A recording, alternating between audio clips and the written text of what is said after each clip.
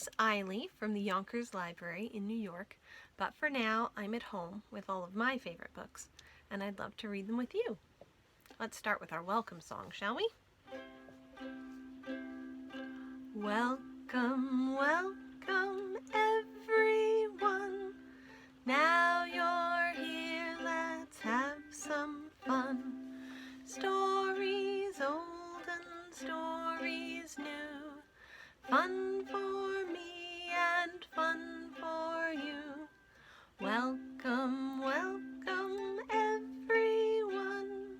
Now you're here, let's have some fun.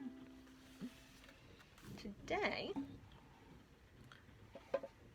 we are reading some stories about pigs. And the first one is called Hide and Seek Pig by Julia Donaldson with pictures by Axel Scheffler. Let's play hide and seek, says Hen. Yes, says Pig, I'll count to 10. Now it's time for Pig to seek. Can you see a yellow beak? Is there a little yellow beak? Who's there? Who's that? Come on, Blackbird, follow me. Let's find Hen. Where can she be? Look, a tent. Is Hen in here? Can you see a long brown ear? Who's in the tent?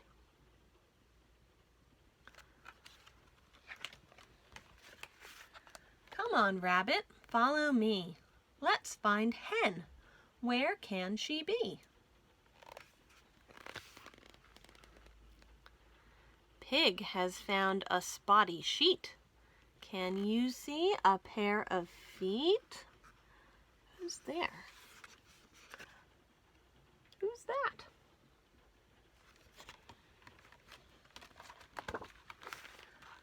Come on, Squirrel, follow me.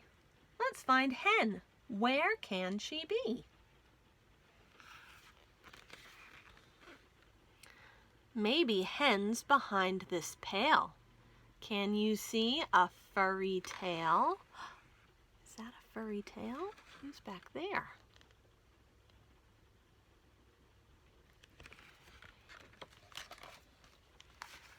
Come on, Dormouse, follow me. Let's find Hen. Where can she be?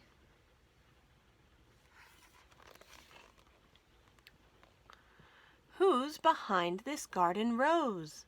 Can you see a stripy nose? Let's see.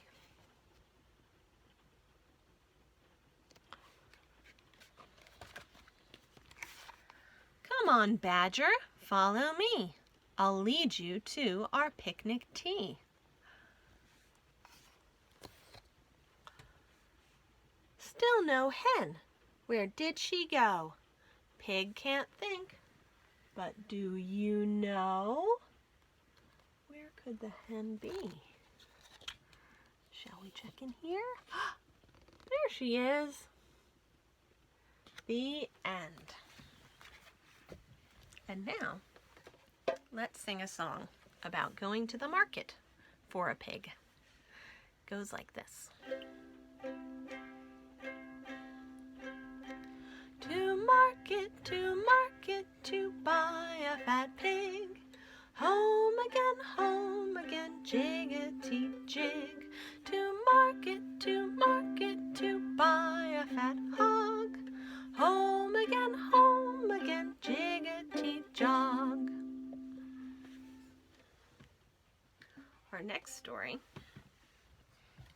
is called Hamilton's Hats, and it's by Martine Oborn, and the pictures are by Axel Scheffler again.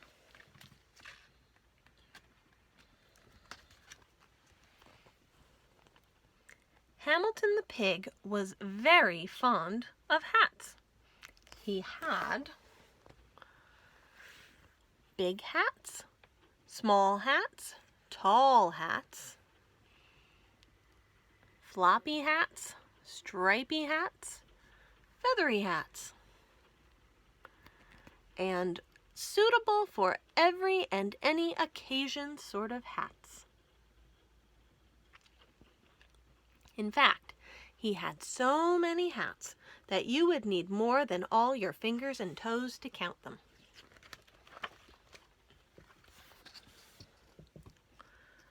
When Hamilton the pig's mum saw Hamilton messing about in his hats, she worried. "Hamilton," she would say, "you are a very vain little pig, and I do not know what is to become of you. You have many lessons to learn in life, and you will learn none of them from hats."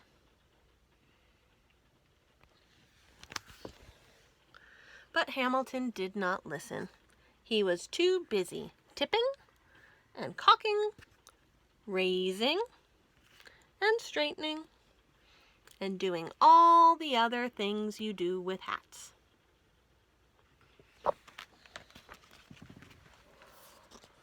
One day, Hamilton the pig was out and about when he bumped into a giraffe. Hamilton was wearing a tall, teetering, high as a chimney sort of hat. "My hat makes me almost as tall as you," said Hamilton.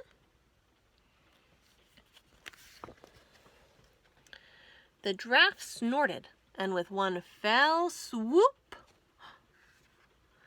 snatched up the hat and flipped it onto her head. Oh dear.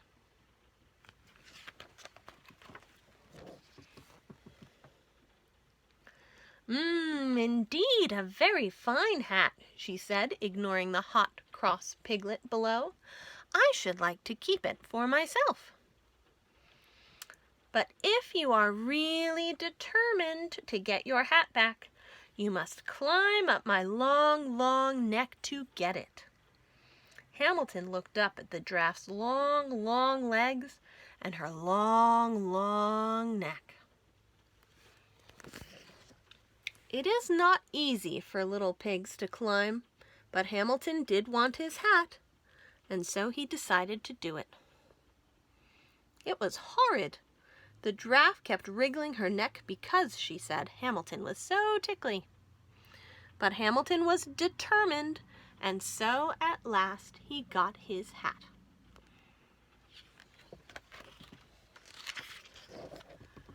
Whee! He cried as he slid down the back of the giraffe's neck and bumped onto the ground. "I am a very determined pig, and I have my hat."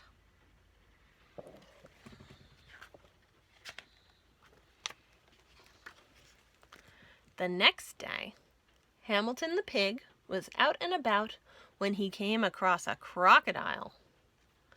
Hamilton was wearing a fierce, pointy, snap-your-tail-off sort of hat. "My hat makes me almost as fierce as you," he said to the crocodile. The crocodile yawned, and with a quick slurpity-slurp, snaffled the hat deep inside his mouth. Indeed, a very gobblesome hat. I should like to eat it for my dinner," drooled the crocodile, ignoring the raging pink piglet. "But if you are really brave enough to get your hat back, you must come inside my hungry, hungry jaws to get it."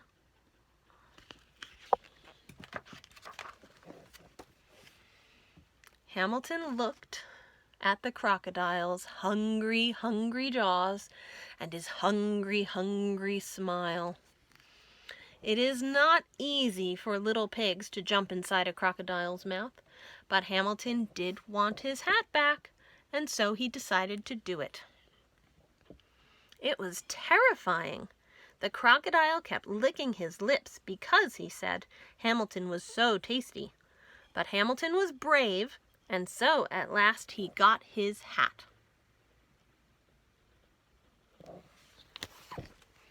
"Hurrah!" he shouted as he leapt off the crocodile's tongue and ran off as fast as he could. I am a very determined and brave pig, and I have my hat.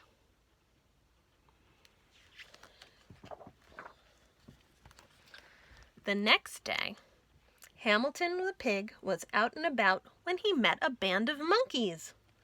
Hamilton was wearing a round, bouncy, let's play catch sort of hat. My hat makes me almost as playful as you, he said to the band of monkeys. The monkeys laughed, and with a quick flick of the tail, one monkey swiped the hat and threw it to his friend. Oh no.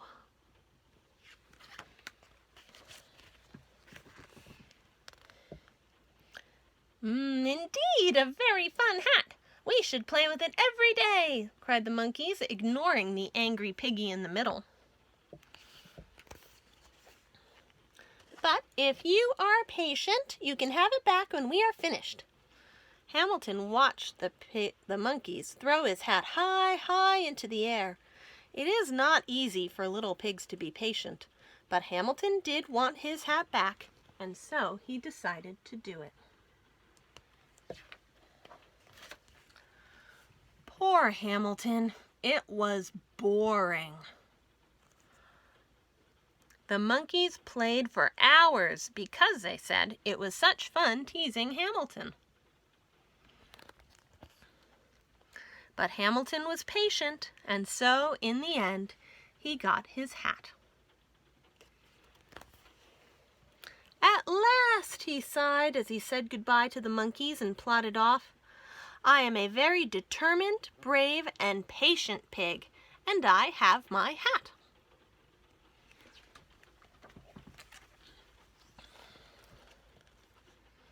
The next day it was cold. Hamilton the pig was out and about as usual when he spied a tiny mouse.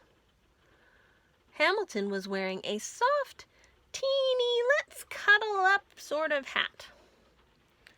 My hat makes me almost as small as you, he said to the mouse.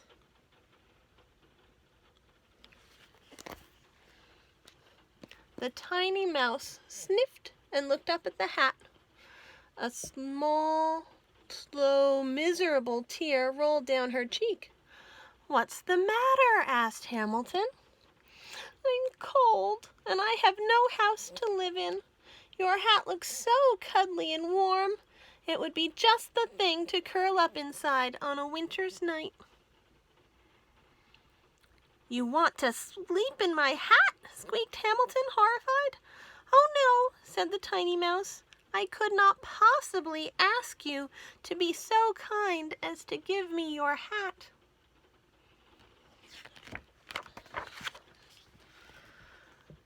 Hamilton looked at the mouse as she limped unhappily away.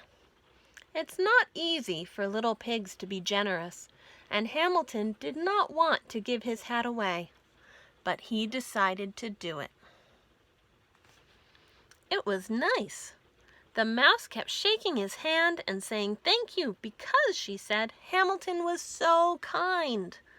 Ah, said Hamilton, I am a very determined, brave, patient, and kind pig, but I have no hat.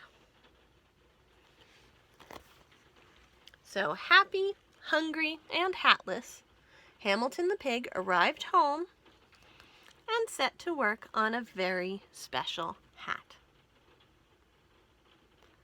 And that's the end. And now it's time for us to say goodbye. Can we sing our goodbye song? Ready? Goodbye, goodbye, everyone. Story time was so much fun. We are done, but don't be blue. Next time we'll read something new. Goodbye, goodbye, everyone. Next time we'll have lots more fun. Goodbye.